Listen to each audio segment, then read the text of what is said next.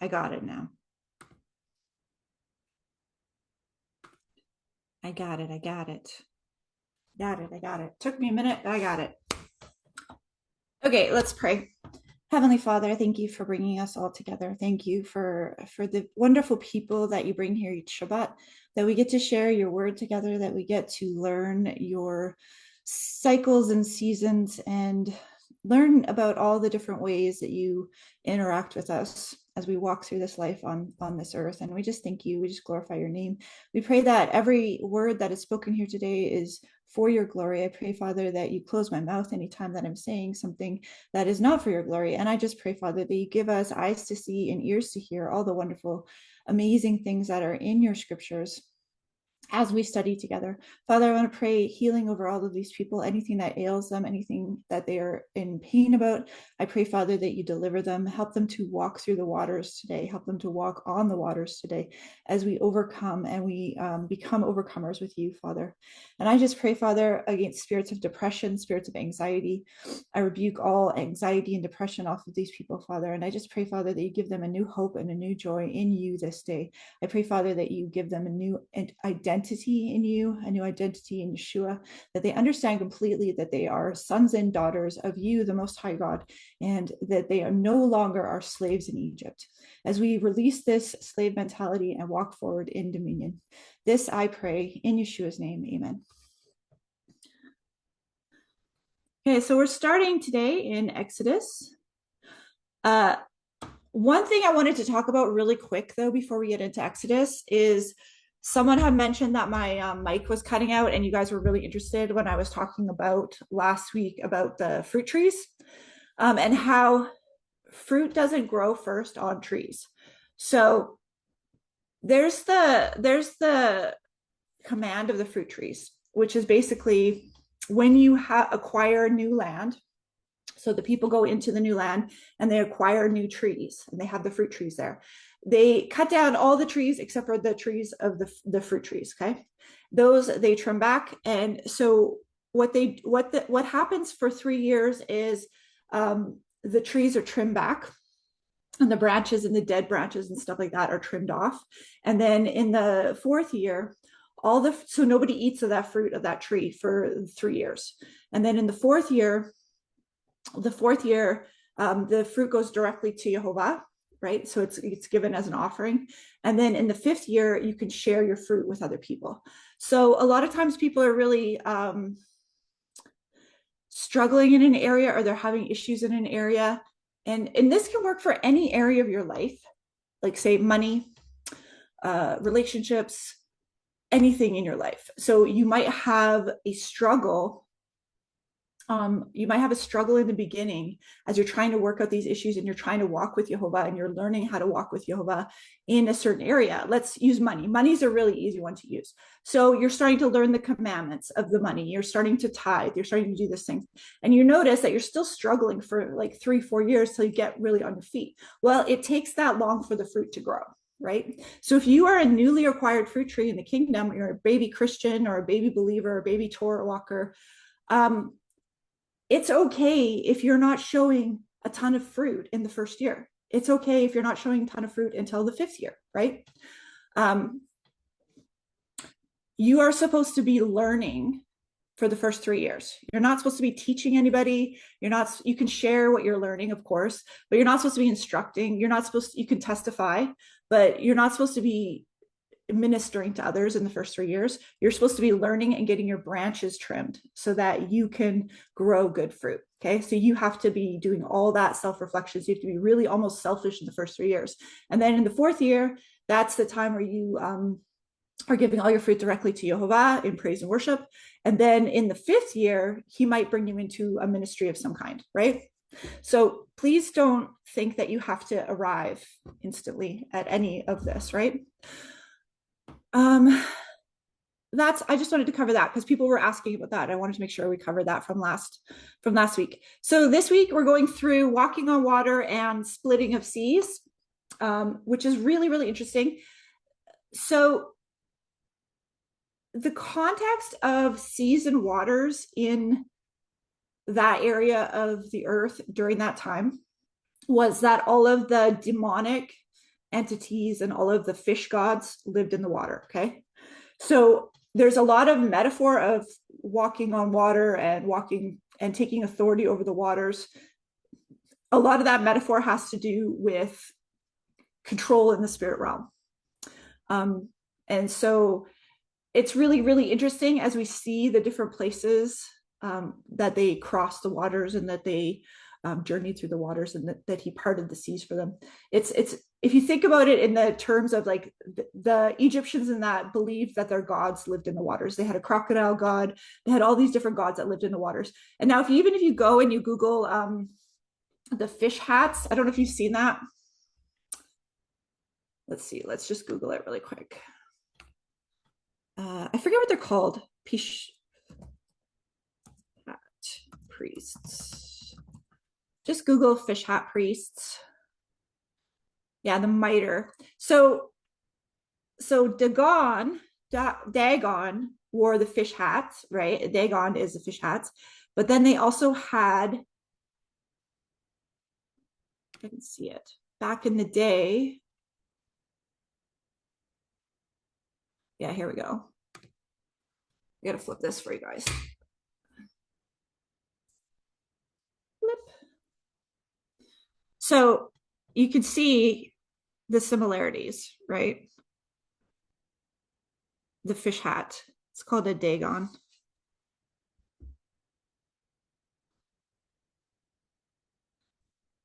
I, for one, am not a coincidence believer.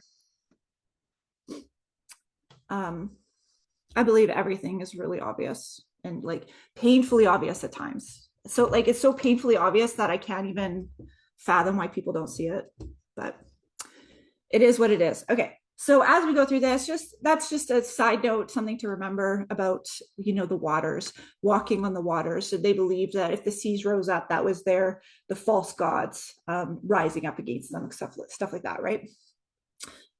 So let's go into the Torah reading. We are at Exodus 13. When Pharaoh let the people go, God did not lead them by way of the land of the Philistines, although that was near. For God said, lest the people change their minds when they see war and return to Egypt. But God led the people around by the way of the wilderness toward the Red Sea. And the people of Israel went up out of the land of Egypt equipped for battle. Moses took the bones of Joseph with him, for Joseph had made the sons of Israel solemnly swear, saying, God will surely visit you, and you shall carry up my bones with you from here. And they moved on from Succoth and encamped at Etham on the edge of the wilderness. And the Lord went before them by day in a pillar of cloud to lead them along the way, and by night in a pillar of fire to give them light, that they might travel by day and by night. The pillar of cloud by day and the pillar of fire by night did not depart from before the people. Then the Lord... Okay, there's just a couple things I have to get into right away on that.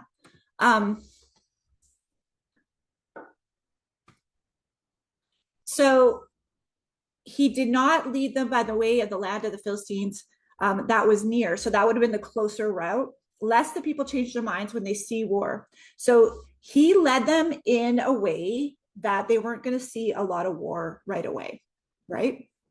So that they would have an easy journey until their faith built up. And so just like that, he leads us when you become a baby Christian or a baby believer or whatever, he'll lead you gently through some things, and then he'll take you into the more serious battles and the more serious warfare, right? And you get to learn, he'll train your hands for battle, and he'll get to learn the different things, and then you'll be ready to go to war, right?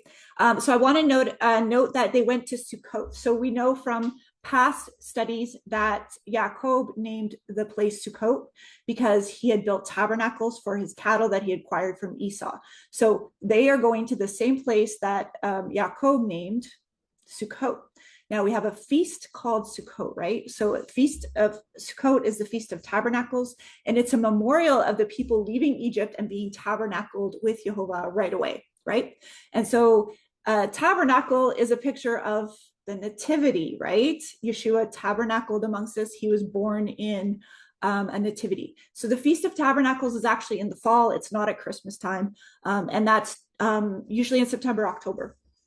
It's in the fall.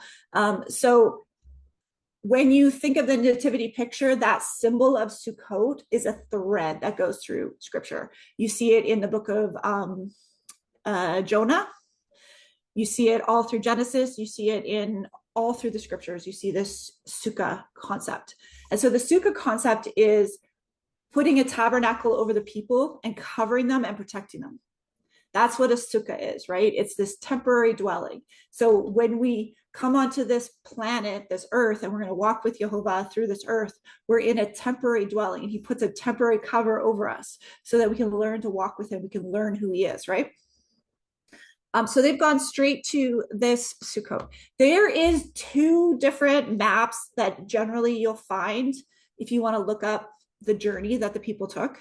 One goes to the false Mount Sinai, well, what I think is the false Mount Sinai in Egypt, and one goes to the one in Saudi Arabia. So I'll just show you the difference of the 2.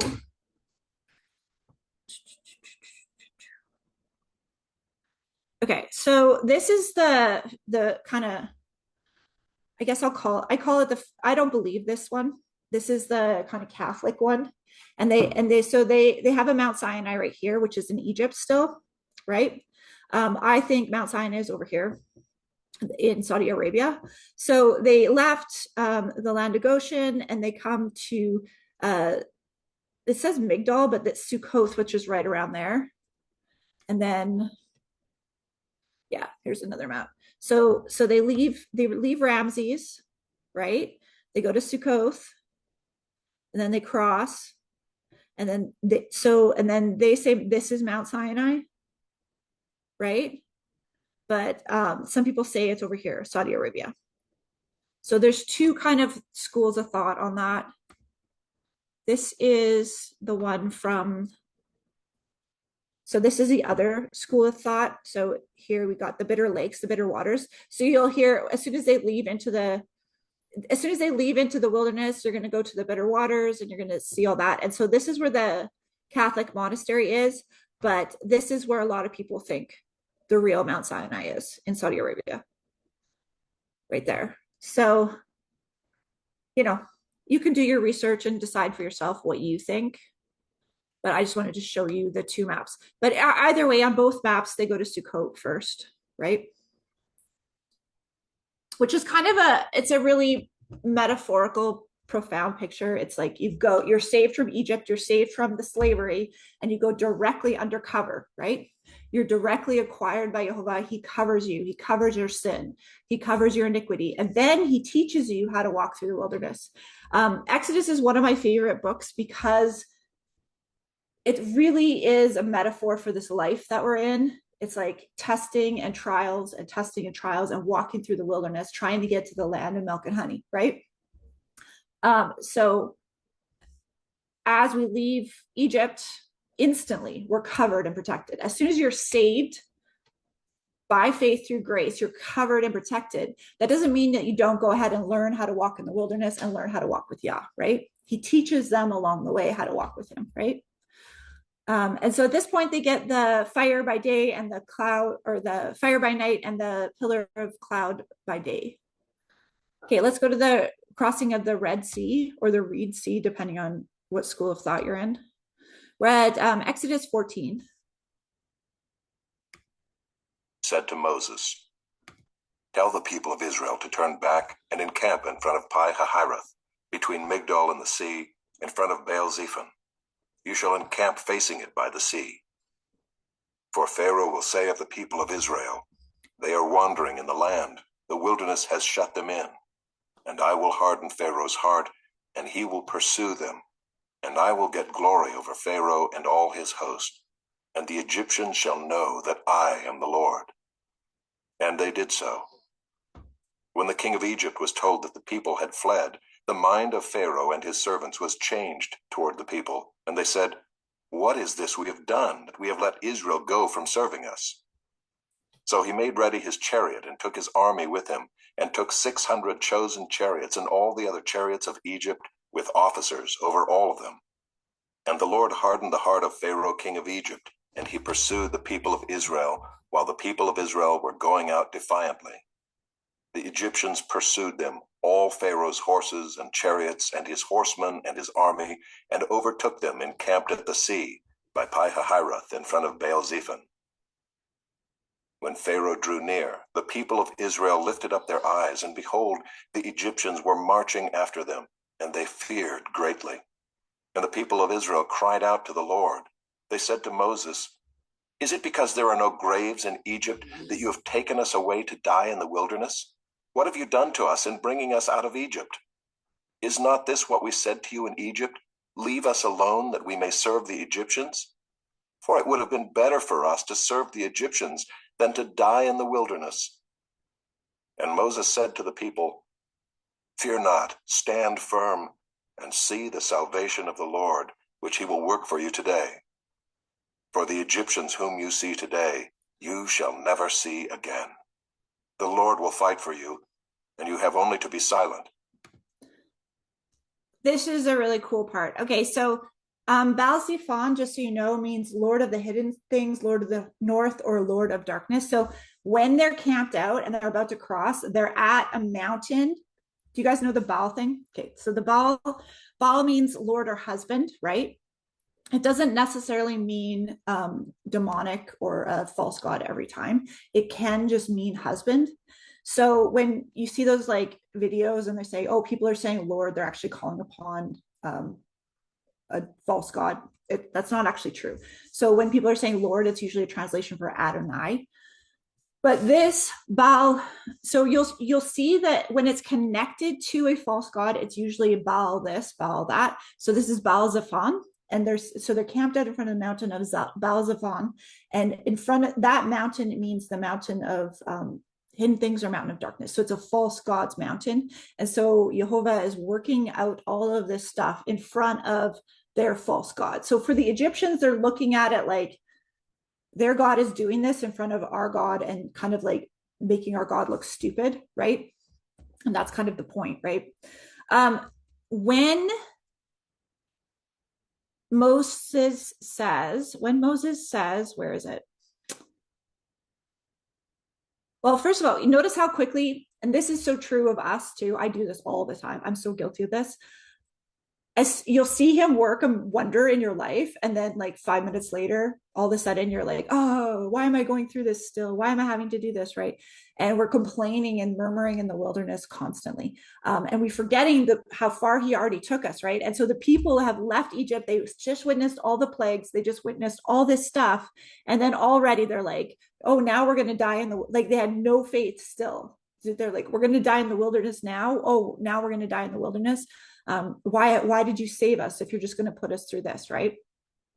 And this is a really good thing to note, a pattern to note when you look at false prophecy, because a lot of the bad witnesses that we'll read about in Numbers and bad witnesses that you see in the church now, they're always speaking about, so a false prophet does two things. They preach against the word of God, and they kind of try to hide it a lot. And the second thing that they do is they put fear in people, and they put lack of glory on Jehovah, that he can't bring us through, that he can't deliver us, that he's not going to save us, right? All that. So they preach a lot of that. So that's how you can kind of spot a false prophet, which we'll get into a little bit more later. So then Moshe says, "Fear not, stand firm, and see the salvation of Jehovah." So when he says, "See the salvation of Jehovah," he says Yeshua. See the Yeshua of Jehovah, which he will work for you today. Let's look at that verse up in Hebrew 14:13.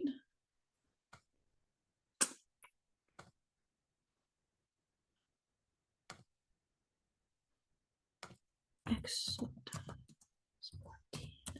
14:13.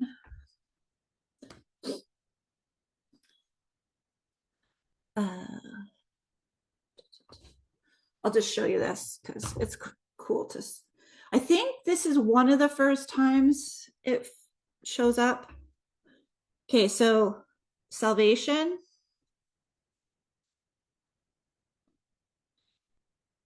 Yeshua. See the Yeshua, salvation, deliverance. Salvation, deliverance, help, rescue from dangerous circumstances of Yehovah. Yod-Heh-Vav-Heh.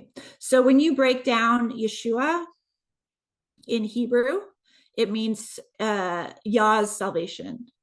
Yod-Heh-Vav-Heh's salvation. Okay, that's his salvation, right? That's why when they sing that song, his name means salvation. That's what they're talking about. Jesus don't mean that. It don't mean nothing. So do with that what you will. Okay. Moving on before we start controversy. Before we start controversy, let's move on. Do I think it's wrong to say Jesus? No, I think you have to. I think it's a costume, a disguise. We talked about this before. Just like Joseph was disguised when he was in Egypt, Jesus was disguised while he was saving the nations. But now his disguise is being removed. That's how we know we're at the prophetic end times, is because Jesus's Egyptian disguise is being removed, right? He went out, he saved the nations, and now as the fullness of the Gentiles come into Israel, his disguise is going to be removed so that Judah can recognize him. Because just like in Joseph, Judah and the brothers didn't recognize Joseph because he was wearing an Egyptian costume, an Egyptian name, doing Egyptian things. He didn't recognize who Joseph was, right? But then at the very end, Joseph reveals himself to his brothers and shows him who he truly is, right? We're in that period now where Yeshua is revealing himself to his brothers and showing his brothers, Israel, Judah, and all the other tribes, who he really is, right? So that's my stance on it. Let's move on to the Torah portion. I think we're at verse 15. Exodus 14:15. The Lord said to Moses, "Why do you cry to me?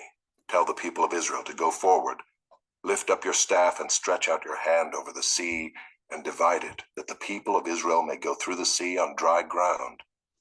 And I will harden the hearts of the Egyptians, so that they shall go in after them. And I will get glory over Pharaoh and all his host, his chariots and his horsemen. And the Egyptians shall know that I am the Lord, when I have gotten glory over Pharaoh, his chariots, and his horsemen."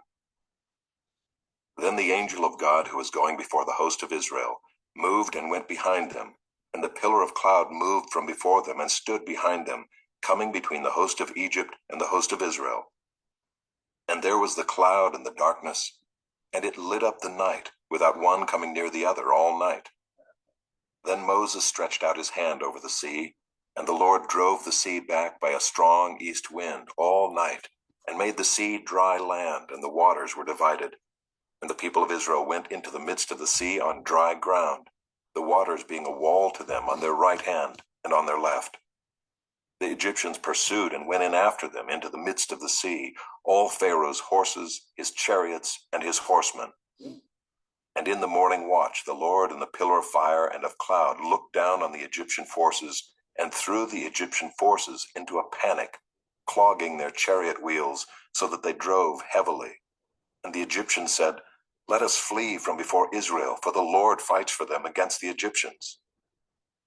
Then the Lord said to Moses, "Stretch out your hand over the sea, that the water may come back upon the Egyptians, upon their chariots, and upon their horsemen." So Moses stretched out his hand over the sea, and the sea returned to its normal course when the morning appeared. And as the Egyptians fled into it, the Lord threw the Egyptians into the midst of the sea. The waters returned and covered the chariots and the horsemen. Of all the host of Pharaoh that had followed them into the sea, not one of them remained. But the people of Israel walked on dry ground through the sea, the waters being a wall to them on their right hand and on their left. Thus the Lord saved Israel that day from the hand of the Egyptians, and Israel saw the Egyptians dead on the seashore. Israel saw the great power that the Lord used against the Egyptians, so the people feared the Lord, and they believed in the Lord and in his servant Moses. Just wanted to point out that last verse, which is really profound. So when they saw the great power of Yehovah that he had used against the Egyptians, the people feared, revered, right? Feared is like a reverence, Yehovah, and they believed in Yehovah and in his servant Moses. So I think at the end of days, we're going to see that same type of deliverance of the people and those same sort of great moves and things happening. And that's when you're going to see a lot of people begin to have reverence for Yehovah and believe Yehovah and Yeshua, his servant Yeshua, right? So those two things will come together again.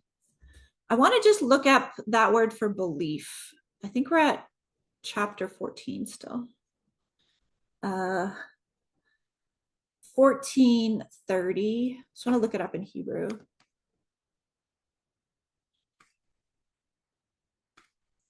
$14.30.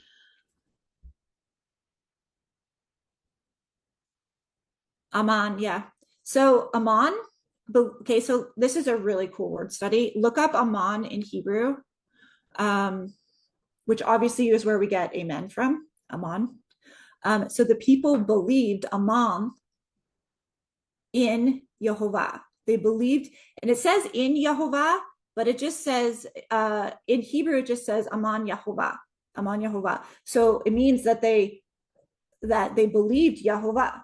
They didn't believe in him. It doesn't say in him, they believed him. So when Yehovah said something or did something, they believed him, right? They had belief, Aman. Now, if you look that up if you do a deep dive on Aman, it doesn't only mean just saying it like I believe, it means walking it out in action. So if you believe something, you are not capable of believing something and not having it walk out in action and show up in your life. You do what you believe, right? So whatever the word says, and if it's something that you believe that Yehovah said, that you truly believe that the King of the universe said, the creator, right? The creator of all things said, then you would do that thing, right? So if you truly believe, you do it, right?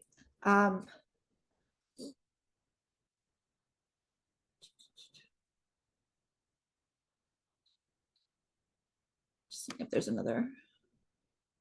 To build up properly. Okay, so Aman, primitive root, properly, to build up or to support, to foster. To foster. So when you have a belief that you are fostering, you're walking in the direction of that belief. So let's say you believe that Yehovah told you to tithe, right? You believe his word was like, I got to tithe. Maybe we shouldn't say that one because that's like controversial too. Let's say you believe that he told you that pork is not food. He said in the scriptures, pork is not food. And so now you're like, okay, I'm going to walk this out. And I believe that pork is not food. He didn't create it for my body to consume. And therefore, my belief, I'm going to foster that belief by not consuming the things that he told me not to consume, right? I'm not going to try to twist it and turn it into, add theology to it. I'm just going to believe his clear word on that thing, right? So so if you believe in Yehovah, but you don't do the things that he said, are you really believing that it's the word of God, right? That's kind of the dichotomy that we get. Let's go back to the Song of Moses. Okay, so there's two songs of Moses that show up. There's a Song of Moses that shows up here, and it's Moses and Miriam singing. So it's a Song of Moses and Miriam. And then there's a Song of Moses at the end of Deuteronomy, I think, where he has a song again. So there's two songs of Moses that show up.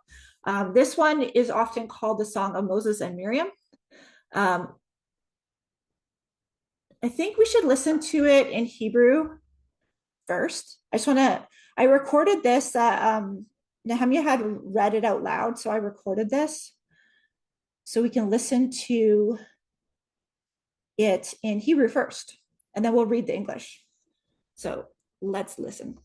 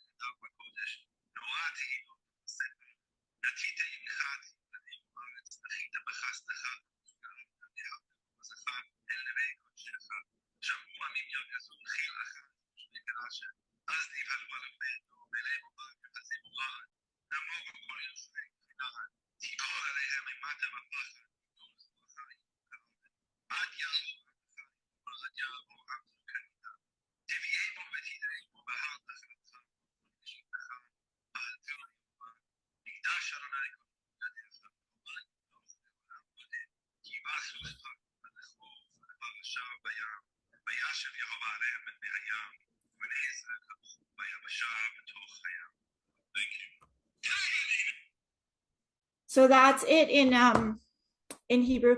I don't know if you know, you can pick it up, but you'll hear him say Adonai, Adonai, Adonai, Yehovah, Adonai.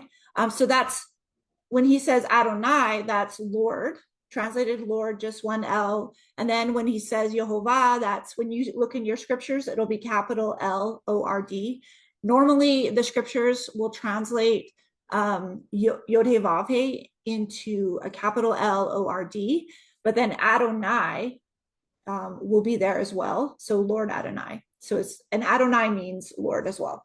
So just pointing that out. So in case you notice that. So verse 15, so at Exodus 15, let's read it in English now. Then Moses and the people of Israel sang this song to the Lord, saying, I will sing to the Lord, for he has triumphed gloriously. The horse and his rider he has thrown into the sea. The Lord is my strength and my song, and he has become my salvation. This is my God, and I will praise him, my father's God, and I will exalt him. The Lord is a man of war. The Lord is his name. Pharaoh's chariots and his host he cast into the sea, and his chosen officers were sunk in the Red Sea. The floods covered them. They went down into the depths like a stone. Your right hand, O Lord, glorious in power. Your right hand, O Lord, shatters the enemy. In the greatness of your majesty, you overthrow your adversaries. You send out your fury. It consumes them like stubble. At the blast of your nostrils, the waters piled up. The floods stood up in a heap. The deeps congealed in the heart of the sea. The enemy said, I will pursue, I will overtake, I will divide the spoil. My desire shall have its fill of them. I will draw my sword, my hand shall destroy them. You blew with your wind, the sea covered them. They sank like lead in the mighty waters. Who is like you, O Lord, among the gods? Who is like you, majestic in holiness, awesome in glorious deeds, doing wonders? You stretched out your right hand, the earth swallowed them. You have led in your steadfast love the people whom you have redeemed.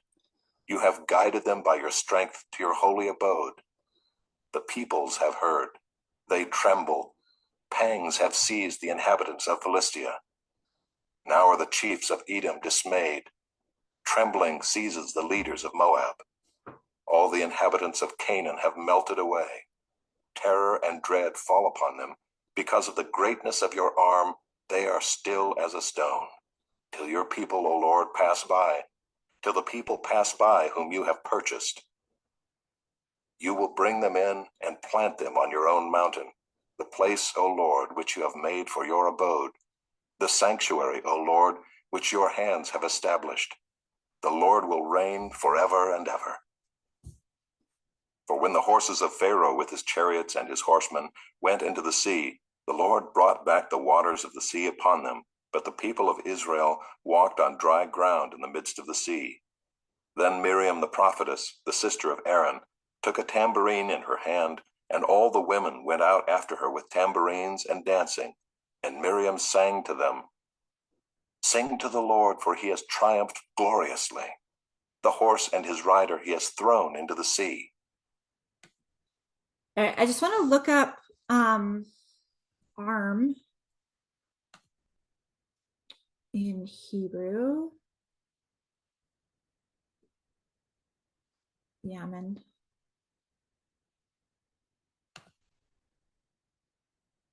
Just curious.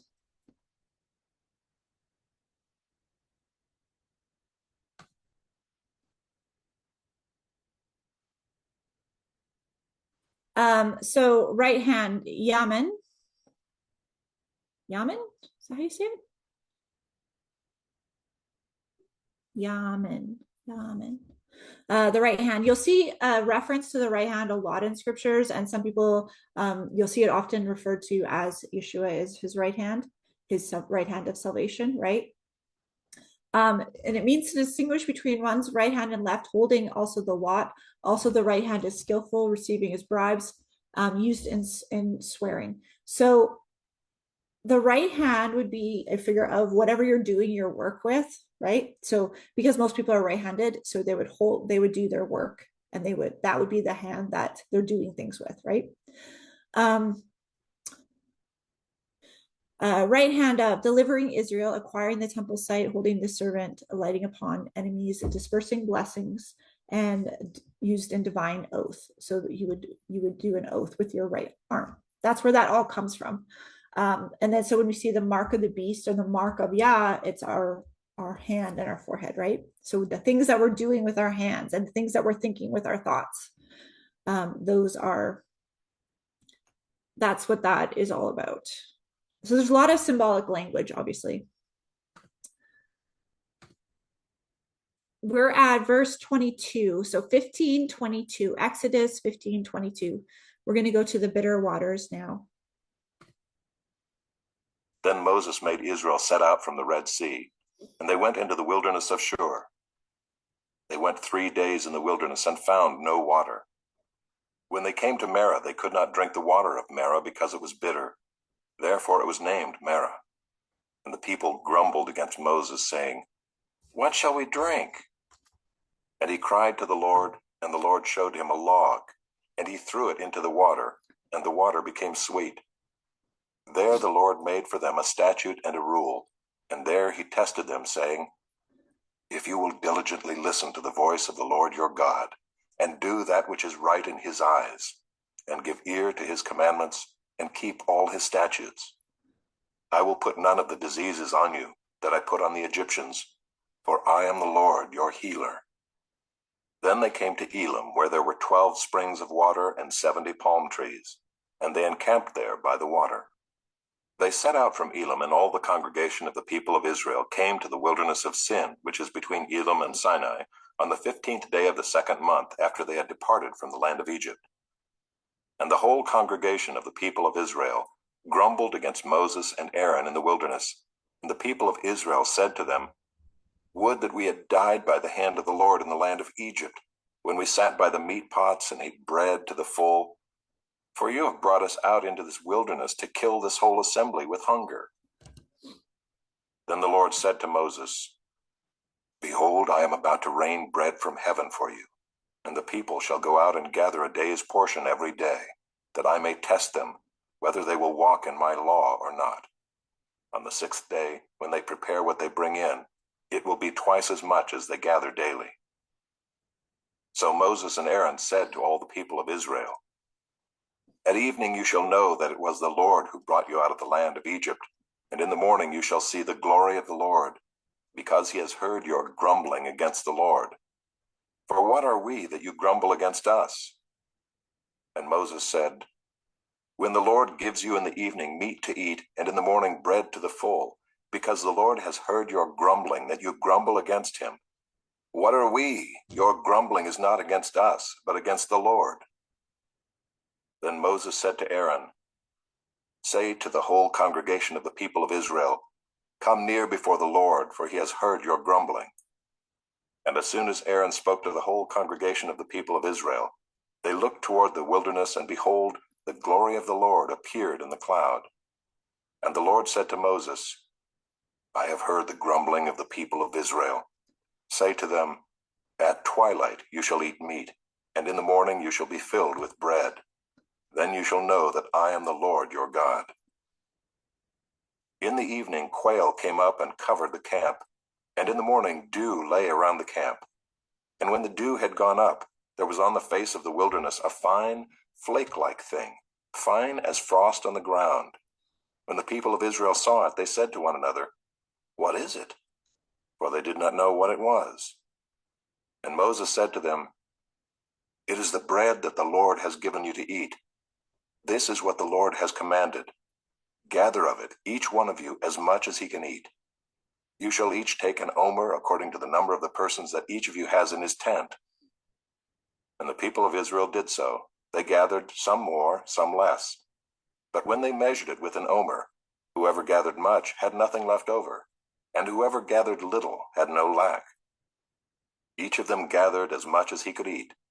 And Moses said to them, let no one leave any of it over till the morning.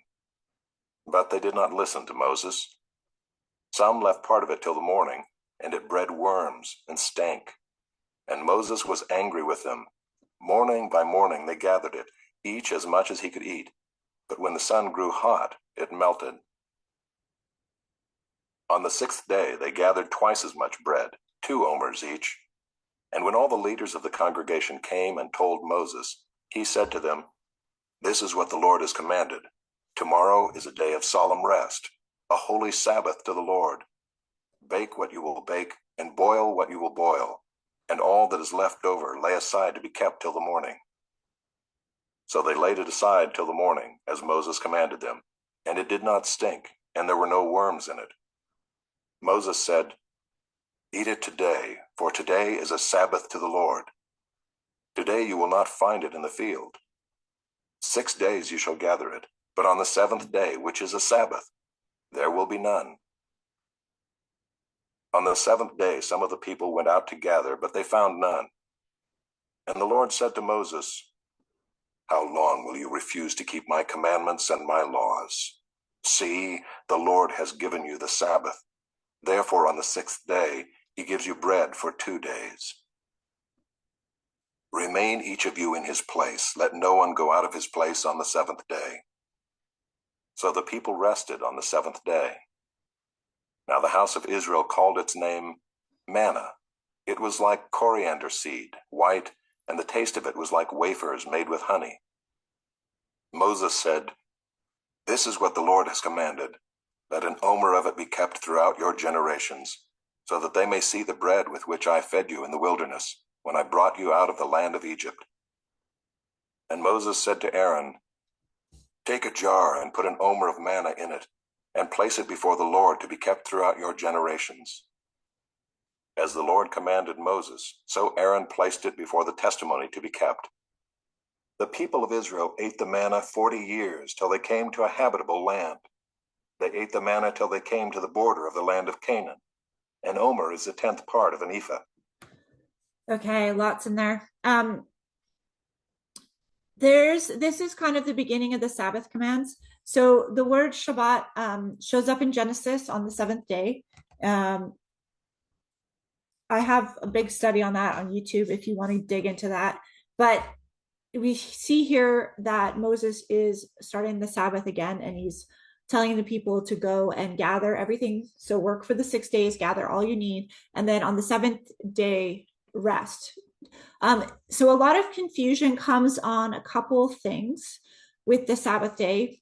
People see that you're supposed to bake what you're going to bake and broil what you're going to broil, and you don't leave your place. Okay, so place, it doesn't mean your house. It doesn't mean your house.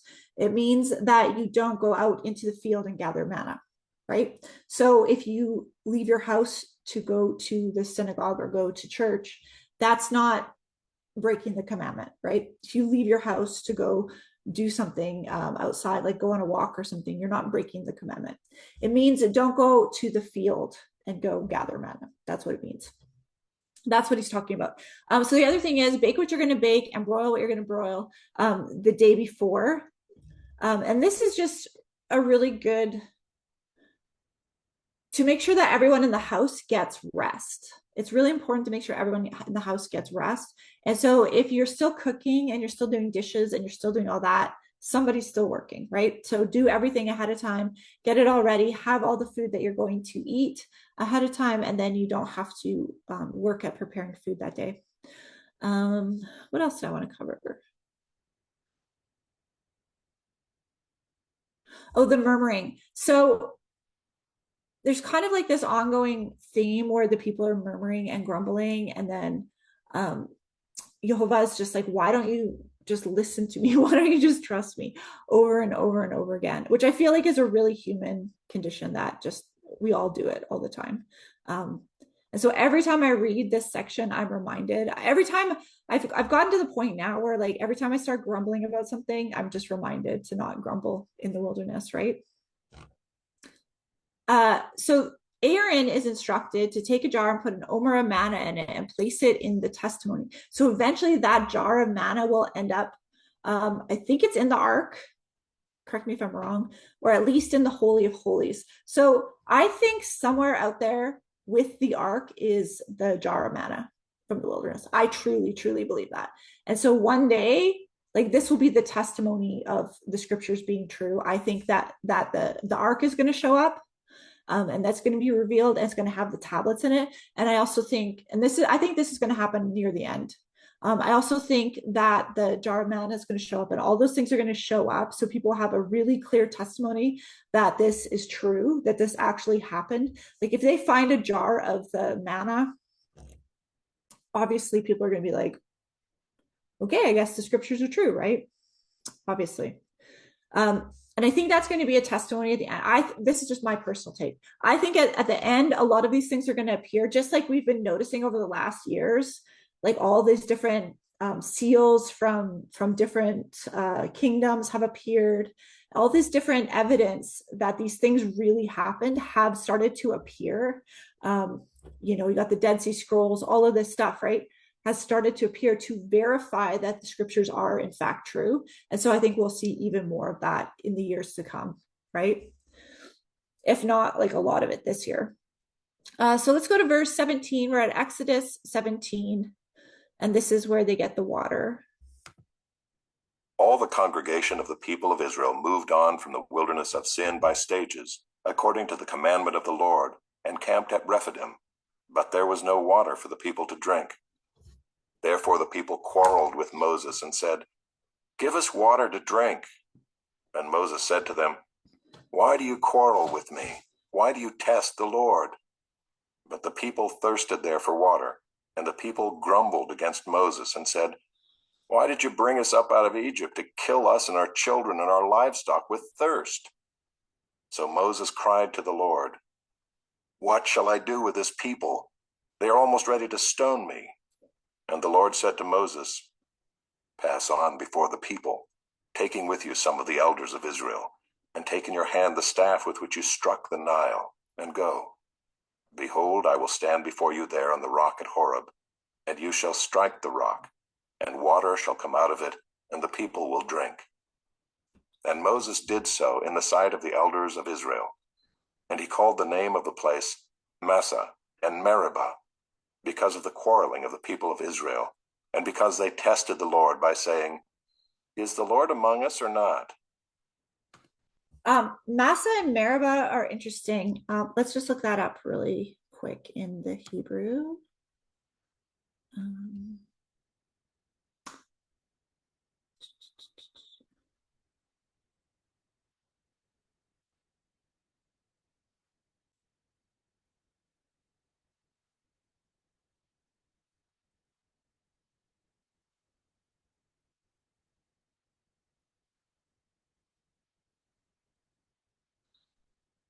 Massah,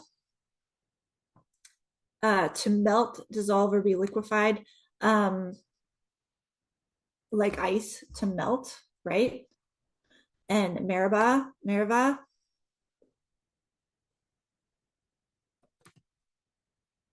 strife, rebellion, with a focus of feelings of enmity. So He's naming the place like melting and strife and enmity, because the people are testing Yehovah by creating all this like weak, and melting is something we see later on with the good spies and the bad spies. You'll see that word melting again.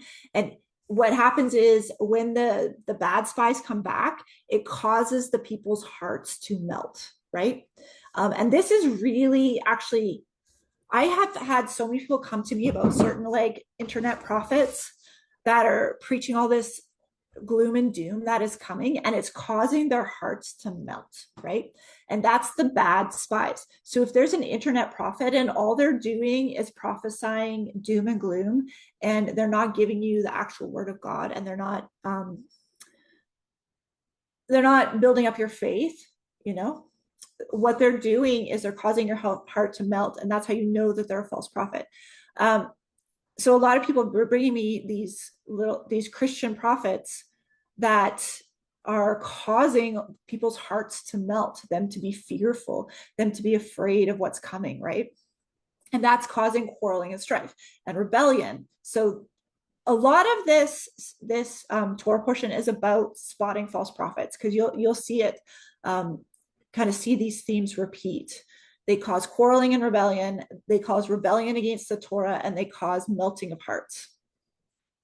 And that's when they test the Lord, saying, is Yehovah among us or not? So is he with us or is he not with us? And that's how they're testing him, and they're causing the hearts to melt. And the same thing happens with the bad spies. They'll say, because Yehovah gives them the word, like, we're going to go and we're going to take the land. We're going to take, the giants are going to fall, right? And we're going to take the land. And then the bad spies say, no, we can't do it. And we're not going to be able to do it. They're going to kill us in the wilderness, right? And so you see that same cycle repeating.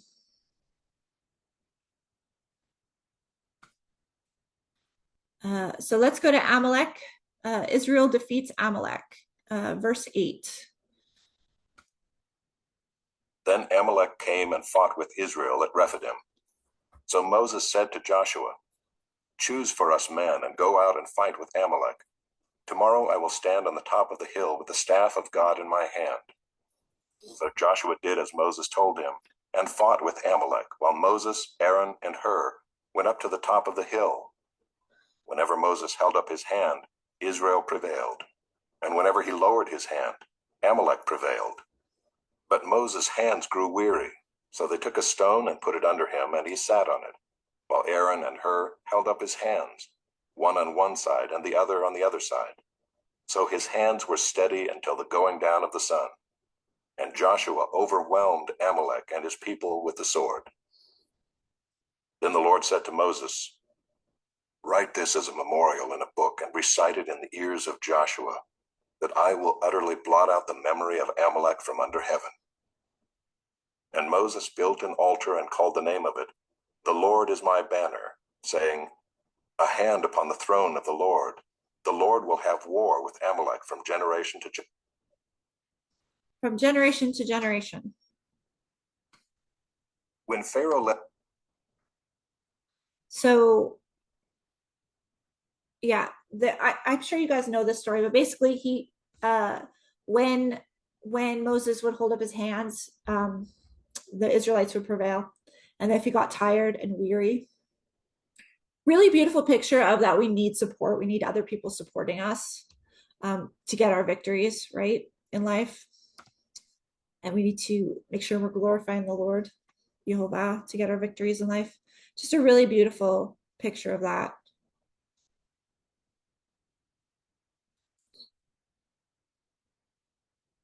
Let's move on to Judges 4.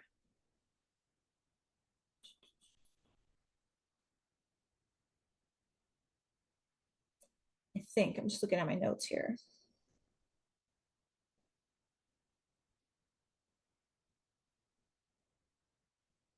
Yeah, so Judges 4 is Deborah in jail, and that battle. And so you're probably wondering, why is the battle of Deborah connected to the Exodus? You will see when we talk about how that battle went about. And there's a very small clue in how that battle went about, and you don't figure it out until the Song of Deborah, which is at the end. So Deborah means bee. Let's look at that. So Hebrew conjugation. Conjugation. Every Hebrew word has a 3-letter root word, and then other words are built upon that root word. Okay. Deborah means bee, but the root word is dever or dever, depending. I mean, you can't really say it without the vowels, but the root word is, let me just show you this, because it means a lot of different things, which is really profound and beautiful as well. Okay. So the most interesting one, so it means bee, which is her name, Deborah, which means bee. But then the most interesting one I found is it also, that root is found in the Holy of Holies, the name for the Holy of Holies, right? Devar, this means word. So the word, this, when you speak something, you devar, right?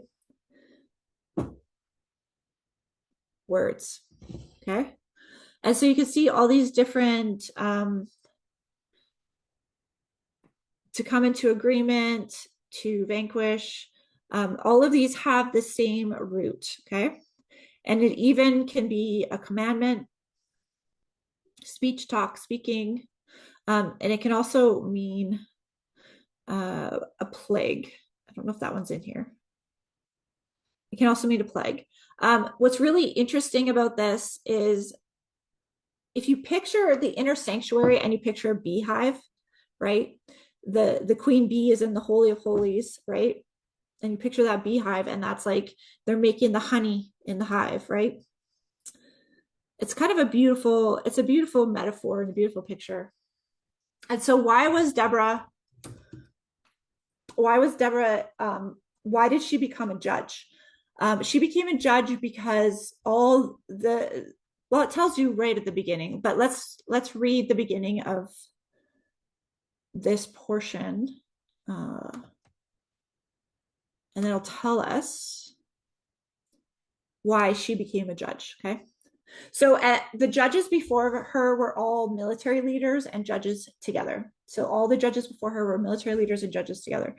So if we go to Judges 4 and just the beginning of it, the whole book of Judges is about these judges supposed to be doing righteousness on the land and doing the correct things, and then they don't do it. They don't believe the word of Yehovah. They don't walk in his ways, and then just destruction after destruction comes, right? And Judges 4, and the people of Israel again did what was evil in the sight of Yehovah after Ehud died. So Ehud was the one before. And Yehovah sold them into the hand of Jabin, the king of Canaan, who reigned in Hazor.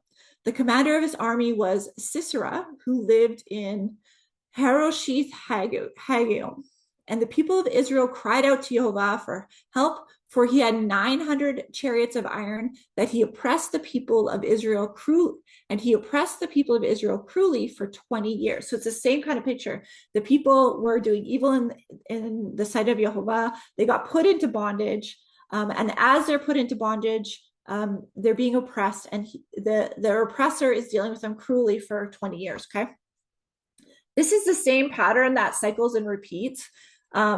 And so if you see in your home country, wherever your home country may be, that you're being put in oppression and you're put in bondage, and and your governments and your leaders are handling you cruelly and putting a yoke of bondage on you, it could have something to do with all of the people not walking in fear of Yehovah, right? So as we get into the portion, let's just play it.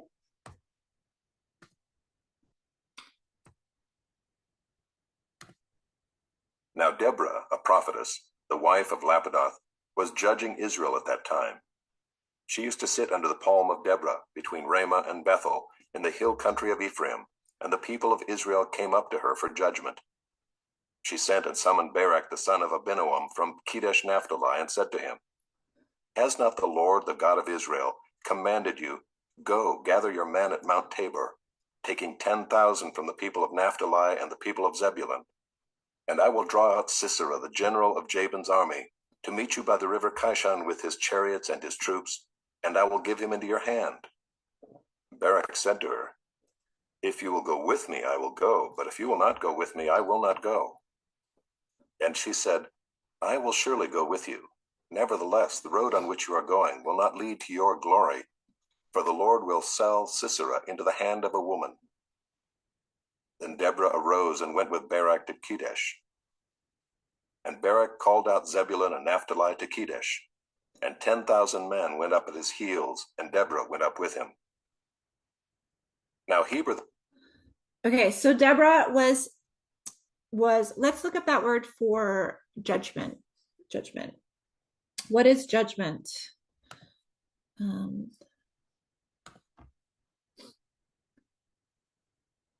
The people came to her for a judgment, mishpat, verdict.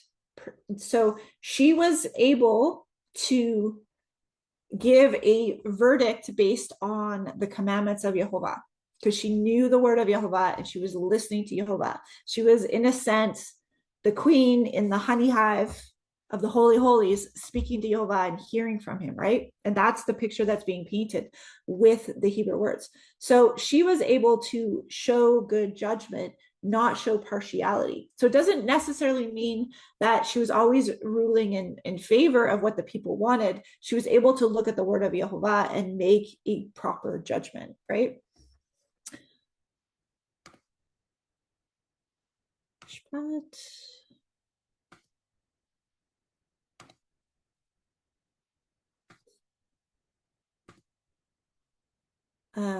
So mishpat is justice, judgment, law, regulation, prescription, specification, a decree, right? And the root is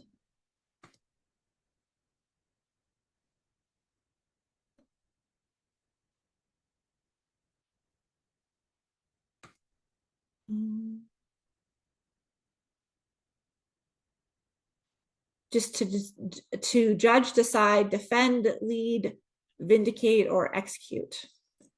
To execute judgment, to be brought to trial, to argue a matter.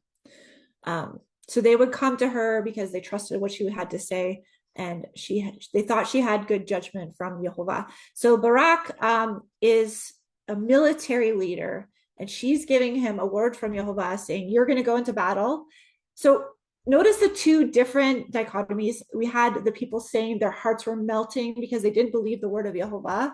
And then we have Deborah, who is saying, you're going to go to battle and you're going to be successful. Yehovah is going to deliver you. So she tells him that you're going to be delivered in battle. And so that she's being a good spy in giving that word to him, right? And he's told to take 10,000 people. So let's go back to the... And then he says, if you're not going with me, I'm not going to go. She's like, surely I'll go with you. But then she prophesies that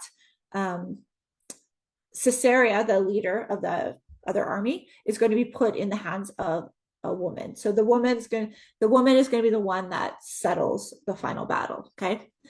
So the man, Barak, is not going to get the glory for the win of the battle, right?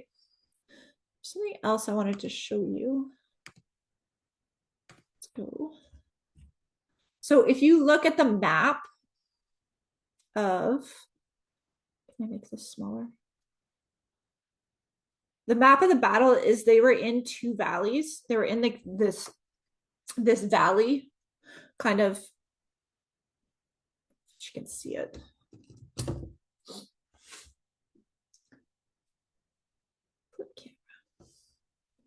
Okay, so this is Israel, obviously. These are, so down here in the area of Benjamin, there's Bethel, right? This is where Deborah would be hanging out, okay? Down here. Now, this valley right here, so which is kind of hard to see. I don't know how to make this smaller. I go back. Oop. I don't know how to make this smaller. So you can kind of see how Mount Tabor, right here, right? And so this valley, right where the Kishon River is. So notice this river, because remember in the last one, we were talking about crossing water, right? So we have this river here too. And then this is the valley that they're fighting in. Now, up here, right here, is where Jael is going to do her dirty work, right? That's where they lived. They camped near here, right around this area, okay? And so Hazor, when we said Hazor, that's where the king was ruling from. And so he was oppressing all the people from here, from this area, okay? And so the battle's going to start taking place down here, right? You can see that. So the Israelites gather here. So the blue is where the Israelites are gathering, okay? And then the Canaanite forces are coming down the river. So that's important to notice. All the Canaanite forces coming down the river, okay? And so see right here at this spot on the river, the Canaanite forces are going to flee this way. And that's how Sisera is going to end up right here with Sisera is going to end up right here where Jael and them are, okay? So they're coming in this way down this river. Now, this is what you have to understand about these rivers. How you're asking yourself, well, how did all these chariots, 900 chariots, get down this river? Israeli rivers are seasonal. They are dry, and then they have flash floods that flood the entire river, okay? So that will tell you exactly why this army got stuck and then they had to flee, right? Just like in the Exodus story, right? So let's go back to it, and then you can, now that you kind of see that, you can kind of see how it plays out, right?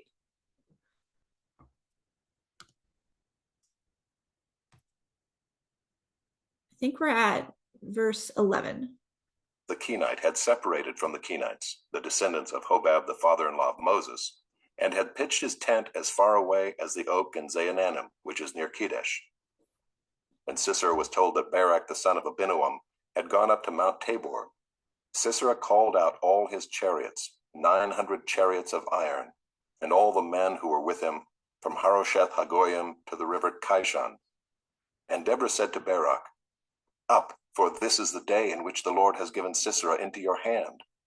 Does not the Lord go out before you?" So Barak went down from Mount Tabor with 10,000 men following him.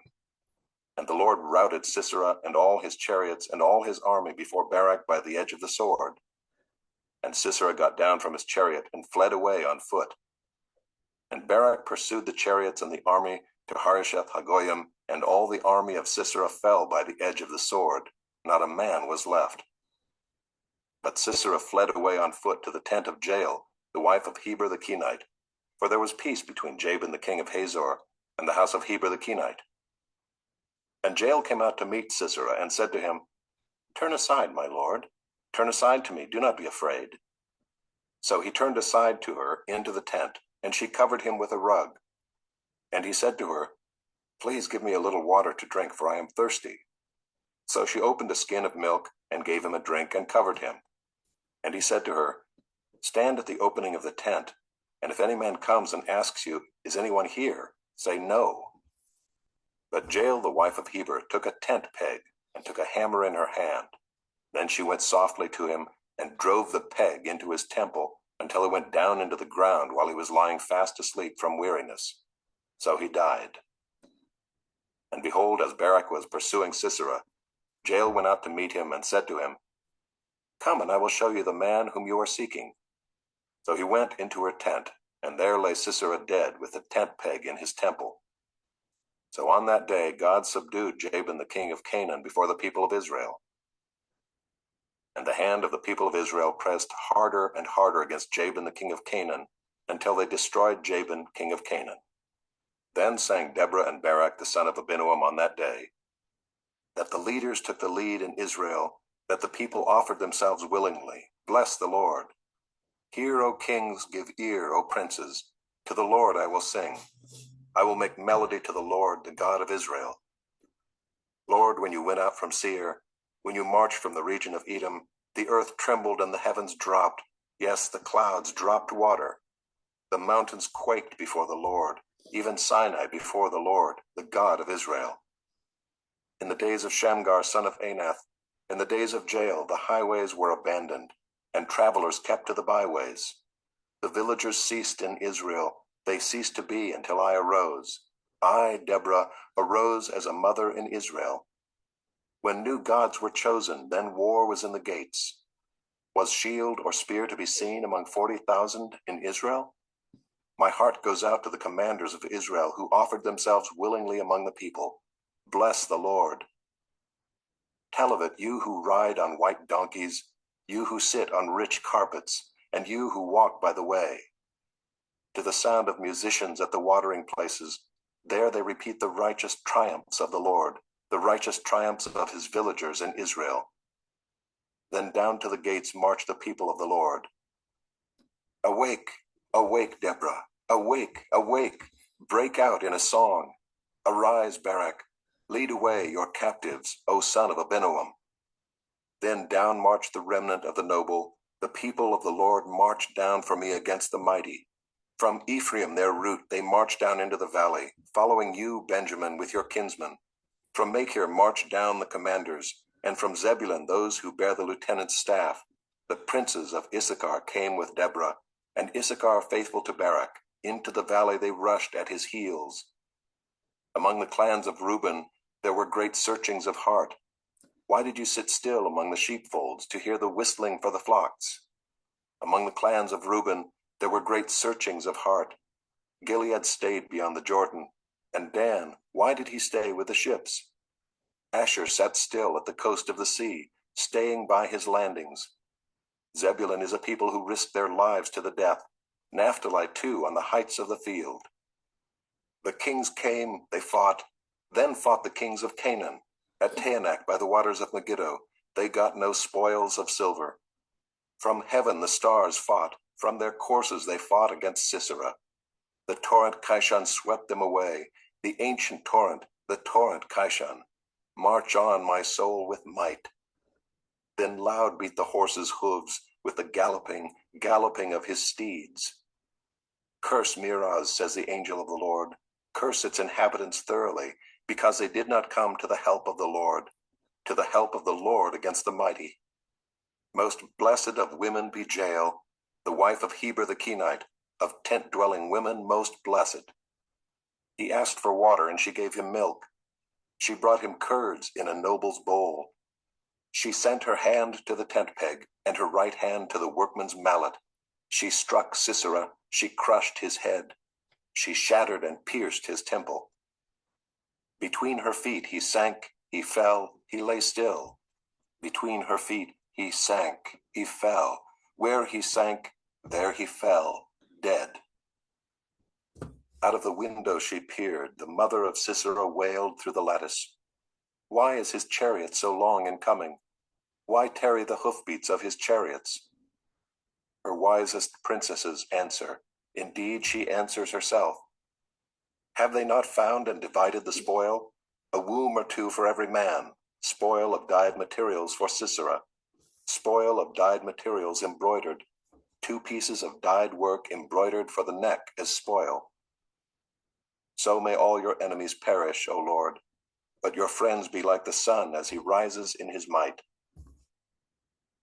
And the land had rest for 40 years.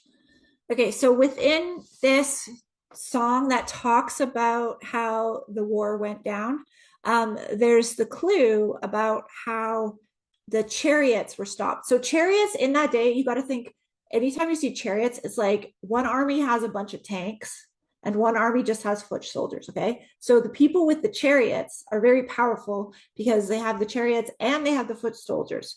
But if you just have foot soldiers, which is all that Israel had, they didn't have 900 chariots, they just had 10,000 men. It wasn't going to be a good battle. But so how did the chariots get dealt with?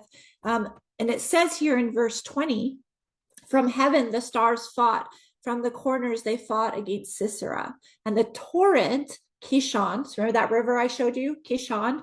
The torrent Kishon swept them away. The ancient torrent, the torrent Kishon, march on, my soul, with might. And the loud beat of the horse's hoofs with their galloping of his steeds. Okay, so as the people came down the river Kishon, which was dry, the torrent came through and probably wiped a lot of them out and probably jammed up their wheels. So this is really common in Israel because they have all these different creek beds and streams that will dry up in the dry season, and then they'll get flash flooding. So you see flash flooding all the time in Israel.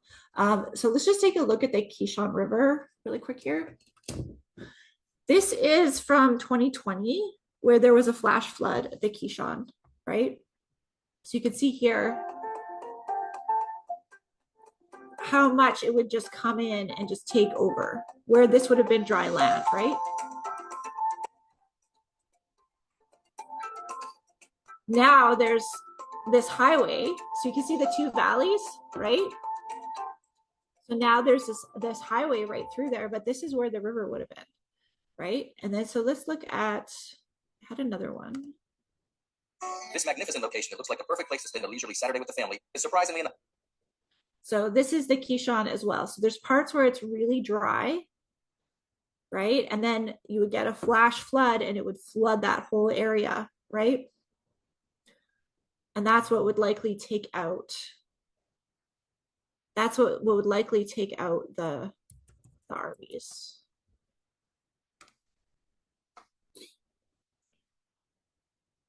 Okay, another interesting thing that most people don't know is that Jael was actually a Gentile. She was not an Israelite.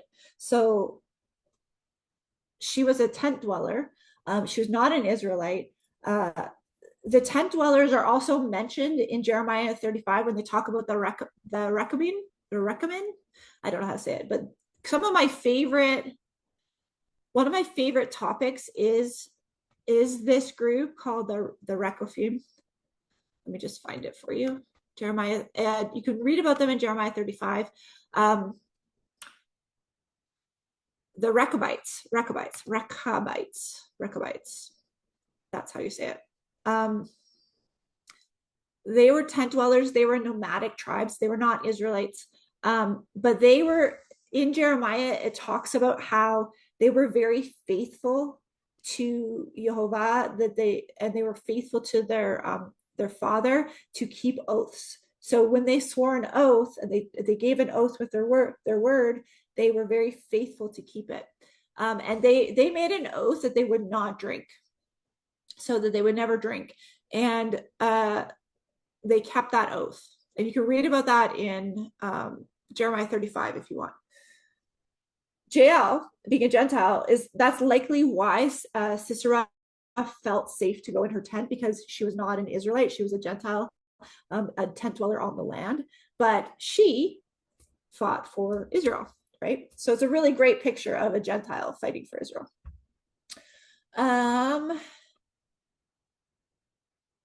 Let's go to Nehemiah 6. I want to read Nehemiah 6 today. Because we're talking about false prophets and good prophets and false prophets. And Nehemiah 6 has a story about a false prophet. And you'll see the same things that we were discussing before kind of play out with this false prophet.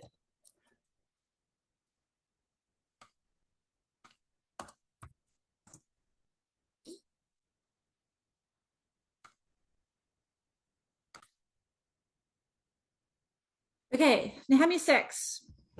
And now that Sanballat and Tobiah and Geshem the Arab and the rest of our enemies heard that I had built the wall, and there was no breach left in it, although up at that time I had not set up the doors in the gates.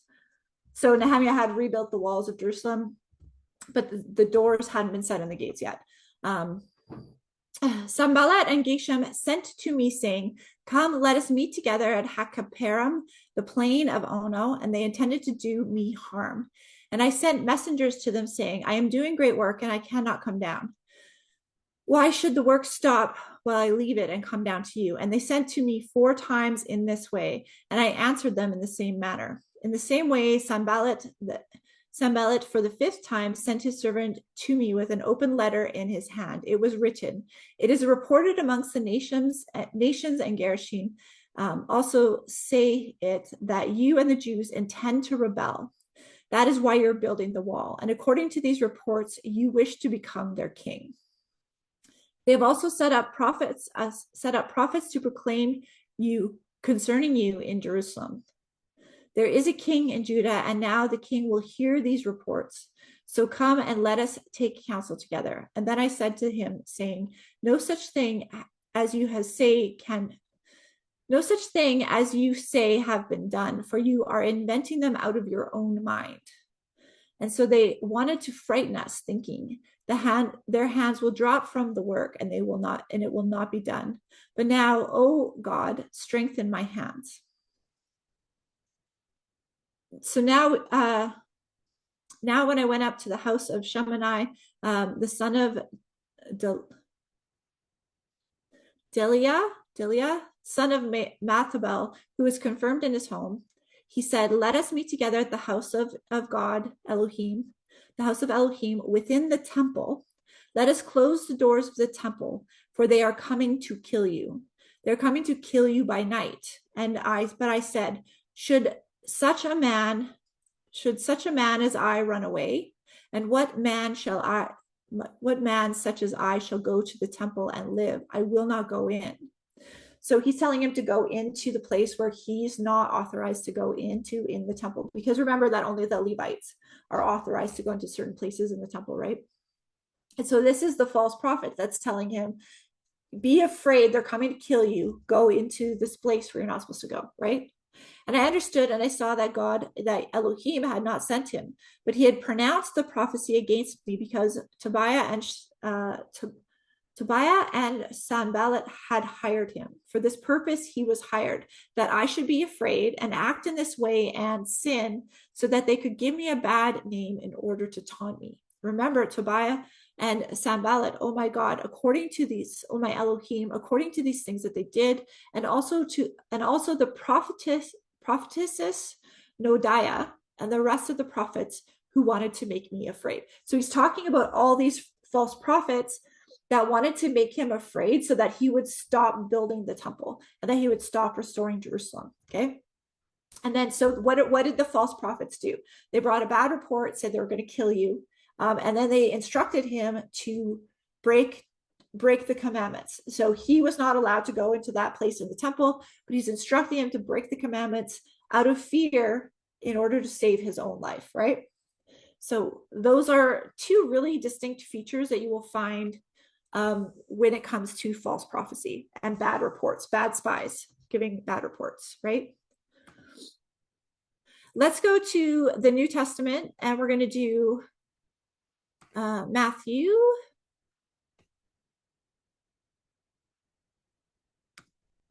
We are at Matthew 14:22. This is where Yeshua walks on the water. Do you notice the water theme that we've had throughout this whole thing, right? Immediately he made the disciples get into the boat and go before him to the other side, while he dismissed the crowds. And after he had dismissed the crowds, he went up on the mountain by himself to pray. When evening came, he was there alone. But the boat by this time was a long way from the land, beaten by the waves, for the wind was against them. And in the fourth watch of the night he came to them, walking on the sea. But when the disciples saw him walking on the sea, they were terrified and said, "It is a ghost!" And they cried out in fear. But immediately Jesus spoke to them, saying, "Take heart, it is I. Do not be afraid." And Peter answered him, "Lord, if it is you, command me to come to you on the water." He said, "Come." So Peter got out of the boat and walked on the water and came to Jesus. But when he saw the wind, he was afraid, and beginning to sink, he cried out, "Lord, save me." Jesus immediately reached out his hand and took hold of him, saying to him, "Oh, you of little faith, why did you doubt?" And when they got into the boat, the wind ceased, and those in the boat worshipped him, saying, "Truly, you are the Son of God." So I don't know if you guys noticed the theme that kind of went throughout everything today. And it started with Moshe holding up his hands, right? In faith, holding up his hands. and his brothers, Aaron, was it Aaron? Yeah, Aaron and Hur on either side, helping him hold up his hands in faith, right? Holding up the staff in faith. And when he would get tired, that would drop. So people would get tired. And just like in the wilderness, the people kept getting tired and their faith would drop every time they get tired. And so the really important thing to understand about being a spy or listening to spies is which are the spies that are making you tired and making your faith drop, and which of the spies are that are empowering your faith so that you are walking on the water and that the seas are splitting and all of that, the giants are being conquered, right? So you really want to take that to heart. And so with the Yeshua, the final picture, it's like we don't even have to wait for the waters to split. We can walk right over the waters. But as soon as Peter's heart melted, right, just like ice melted, his faith melted, he dropped into the water. He started to doubt, right? And so we really want to make sure that we're keeping that faith strong. One tip I would give you is find people that you can follow online and find people that you can listen to who really empower your faith. Don't listen to the people that are constantly like fear and gloom and doom. And they're teaching you to have faith in the word, right? Believe the word and walk it out. That's what will exercise your faith. Believe the word, walk it out. Surround yourself with people who are going to hold up your arms and help you through times. Don't surround yourself with people that are constantly dragging you down. You do have to help those people because you're going to be the one that's going to lift them up, but you got to do it at a rate that you can handle. Because if you're talking to people every single day that are kind of dragging you down, you're going to end up kind of in that space where it's going to be harder for you to remain strong. So you got to do it like at the level you're at, right? So I have certain people that I go to that I know are going to speak life into me and they're going to be strong. And I know the certain people that I go to when I need that. And then I have certain people that come to me when they need that, right? So you want to address your circle of influence accordingly. Unfollow those accounts that are constantly gloom and doom, and they're almost prophesying for the enemy, right? You know that movie that came out that what was it called? The movie, the Obama movie. Do you guys remember what was it called? I'm just going to Google it.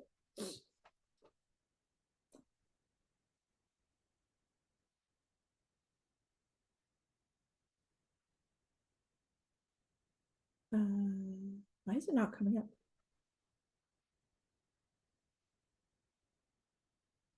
Leave the World Behind. That one. It was a big fear prophecy. All of these people watched this movie. They went out and started they didn't check with Yehovah to see if Yehovah had instructed them to watch the movie or if that was something that they needed to ingest. But it was so much fear propaganda and so much like little, conspiracy fear that it just breeds fear and worry in people to the point where they start behaving different. So what we talked about, amen, right?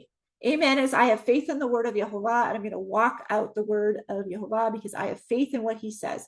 And his promises say that if we keep his commandments and we walk with him and we're in covenant with him, that our enemies will flee from us, right? But if we're not walking with him and we're not keeping his commandments and we're not keeping belief in his word, then we're going to have problems, right? So as long as we are in covenant and we're walking in covenant, he's going to guide us. He's going to show us the path, and he's going to show us the direction that we're supposed to go in, right? So you want to make sure you're not having faith in, Simpsons episodes or Netflix movies or conspiracy theories, but you're having faith in the word of Yehovah, right? And that all actually comes down to quantum science, which is really, really interesting when you start to understand quantum science, which I'm not going to get into today, but this understanding is actually something that you can quantify in science. Whatever you focus on, wherever you put your faith is going to, that pattern is going to develop. And that is one of the the basic lessons in quantum physics that students learn, and it's been tested since the 1800s. They know that this is an actual thing. So why does Obama want to get you to watch these movies and start putting your belief in the wrong things so that he can influence where your belief is going? And that will create actions. Belief creates actions. Whatever you believe is going to create different actions. And those actions are eventually going to cause things to come about, right? So if everybody believes, like, let's just look at a really clear example. Like if everybody, let's look at the toilet paper of 2020. They put out a belief that there's a toilet paper shortage. Was there an actual toilet paper shortage? We don't know. It was really amusing where I was from in Canada because I lived next to a pulp mill at the time, and the pulp mill literally made toilet paper. So people in my area were freaking out about toilet paper and they were buying it all up. But we literally lived next to a pulp mill that made toilet paper. But what was the belief that was planted in people's head? 2020 is such a good example of this. Plant the belief that we have a problem. And then what happens? The people go out and they create the problem. If they hadn't planted the belief in the media that it was a problem, people would have just carried on normal and did their normal today. But they planted that belief that there was a problem. And then that belief caused all the actions and caused the ability for all these actions to happen, right? So when Obama's making this movie and he's trying to implant this belief that all these bad things are going to happen, and then all these people are starting to act in that way that this is actually going to happen. Obama is not that powerful. He's just a little minuscule whatever. Yehovah is powerful, right? The word of God is powerful. Anyways, I hope that was helpful. I'm going to stop the recording. If you guys want to talk about anything else, feel free.